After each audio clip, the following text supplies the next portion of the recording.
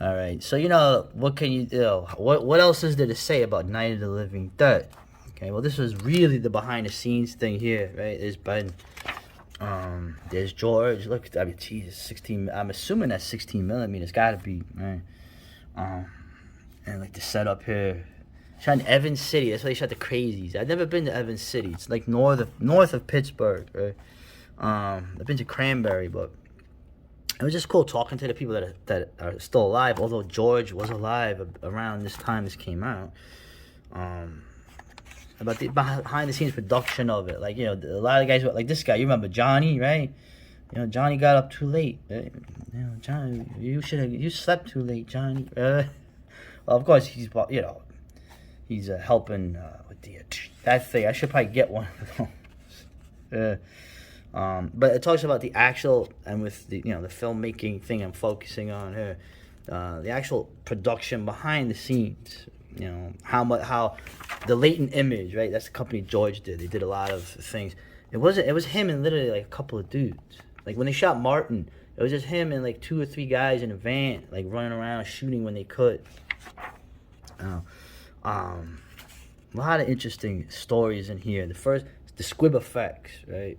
Yeah, what is that? Oh, we're gonna put like gunpowder on you, and we're gonna blow like explosions on your body that look like you got shot. uh, uh, Now, going to Dawn of the Dead, this was cool because it goes, and I know this story. I'm sure I remember hearing some of this stuff, but to be, when you get old like me, you gotta you brush it off. When they're talking about, of course, the Crazies. What a great movie! It's the Crazies. The remake is awesome too, but the original Crazies, you watch that, it just gets better, especially now. Watch it again, But right, you made all these documentary sports. The winners, right? They did the Juice is Loose with my man. You know, I don't condone what he did, but I understand. Right? My man OJ. Right? And of course, Martin, the film that they made before Dawn of the Dead, the latent image. Right? And money, money, money. Of course, we know that the budget, right, $1.5 million, but it was probably closer to $500,000. Okay, because your investors were Italians, but Dario Argento and these guys had money more than George and them did. So, and it was interesting the shooting schedule they had. Pre-production was done, I believe, that summer and into the fall, and they started shooting the first day in November 1977 in Monroeville, which is east of Pittsburgh, but not by much. It's like Braddock. It's pretty much a city. And the original makeup was white. Oh, but then when they looked like clowns. So the next day we shot. Right, it was just gray makeup, which was better. In some ways, the zombies just looking like gray skinned people. I know the Fulci zombies and the Walking Dead zombies later, and the ones in Day of the Dead were scarier looking. But the idea of just having like people that were gray skinned, eating people. As a kid, I thought I wasn't. I remember when I saw the commercial for Dawn of the Dead, I thought they were Muppets. I don't listen. I was a kid. Anyway, but a lot of cool things here. They show the shooting, right? They go up, they take a break for Thanksgiving, right? They shot up until Thanksgiving and took a break. And the difficulties of the chaos on the set, because George had done like smaller films. I mean, Martin and Night of the Living Dead, he had done movies. Like I said, right, on Martin, we didn't even know who was going to shoot the camera when we went out. We loaded the stuff in the van and we went. It was like me and a few other guys, that was it. This was, the coordination here had to be huge. I mean, you know how many people are in there. And I always say, that was one of the things with George, too. Just like Carpenter, they're horror directors. Well, actually, in my opinion, they're very underrated and effective action directors as well, if you watch a lot of their films. Okay, that's just my take on it. I never heard anybody ever mention that. All right. So they took a break from there. They started shooting again in January of '78. See, that's why I like this too. When Argento visited the set in January, right? It's funny. He had spoke terrible English. Oh, come on, man. Welcome, nice to meet you. Ah, it's romantic. You're romantic. Well, it is romantic. Right? Now we think romantic is like, oh, I love you. Let me buy you a diamond ring so you can, spit on me a year later. Well, of course, we know romantic meant something different a century ago. So these are romances. These films. Right? Argento's visit to the set was brief, right? And I like the idea when they mentioned how Romero and Gornick, his associate, could crank out shots in such a quick manner. We shot really fast, and we got a lot of stuff done. Right? It was amazing. George always said he'd rather have 100 bad shots than one good one. I've heard that before. George was big on film, a lot of footage, film a lot of the same scenes from different angles. Get a lot of footage, get a lot of footage. You have more to work with when you go into the editing room. And back then, the editing was done with that thing, with the handles and the razor blades. Remember? And I like how they bring up the thing here. I'm sure horror fans know the original script ending to Dawn of the Dead. And this I didn't know. So looking at this, I thought was really cool. Right? Of course, the original ending was, of course,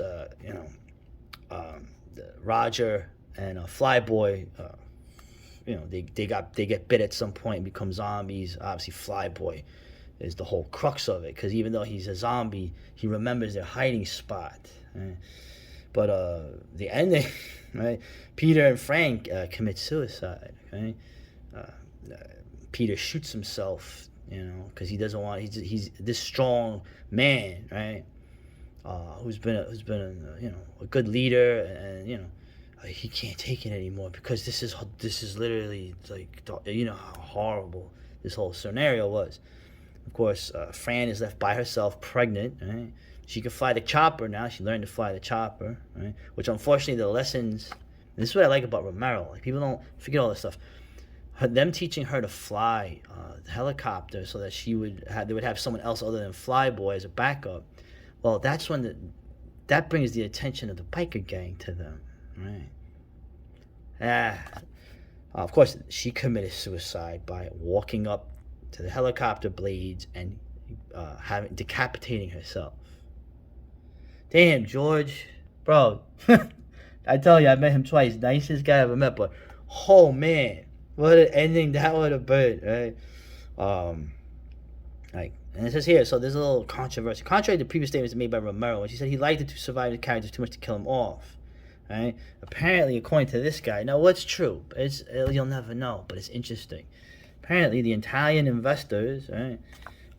It would be a success of a recent science fiction blockbuster that would influence the Italian investors, altering the finale. Right? And they filmed part of it, and they did. You see, there's actually pictures of it. It says the Italians, right? Dario, Claudio, his brother, right? Want a happy ending, because Star Wars had just opened in Italy. Romanza, we want a happy ending. That was the first I'd ever heard of it. Romanza. Yeah. You know what? If it's true, thank God for the Italians in this one, man. Because holy crap, can you imagine an ending like that? Oh man. Right. Anyway, this was great. Looking at this, being reacquainted with the real behind-the-scenes filmmaking, hands-on aspect of these classic films here. Man, rest in peace again, George Romero, dude. These movies. The dawn of a classic, the dawn of probably the most accurate depiction of the future we're gonna have. Man.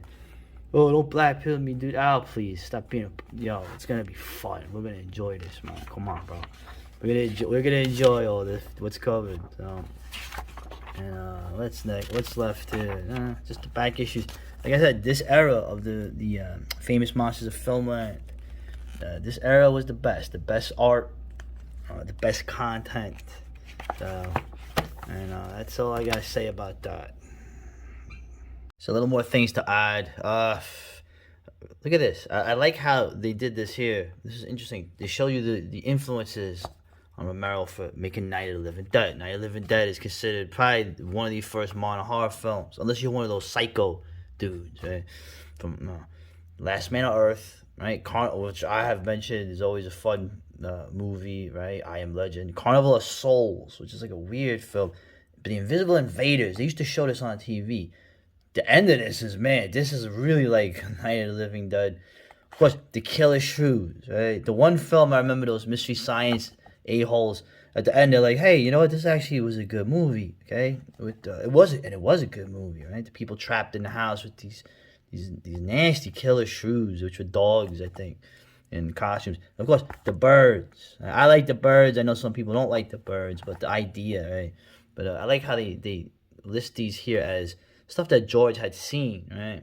And that was an influence on what became. Jeez, how influential is this film? All right, yeah, and I just wanted to show that when I was seeing that. I just thought it was interesting to that the writer, in terms of like the whole thing, it really, man, like I said, in the layouts, the way it is, lots of information. Not trying to be fancy, but like giving you the real deal. This whole thing was, you know, they really did a good job with this stuff here, man. They really did a good job. And this issue, I have this. They actually did make shirts of this. Well, what do you know? They did make shirts. Whoever this artist was, I guess I should look for his name. Right? You want to give credit. But yeah, this issue, I have this issue somewhere. I guess maybe I'll go over this one as well. I just gotta find it. I know it's somewhere there.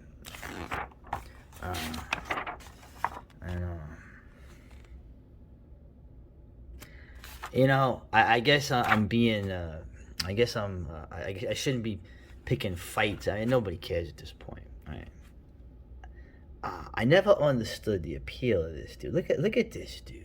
All right, look at.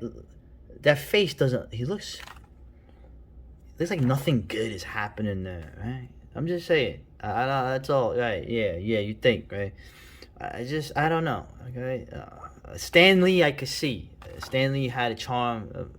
Always a fan of Stan Lee, but like this, the icon status that this guy achieved. You know, I don't know. Anyway, leave it to the past. The famous monsters. No, the monsters in the future, I don't think are gonna be too famous, because there's not gonna be any. There won't be any history written anymore. Like, history has ended.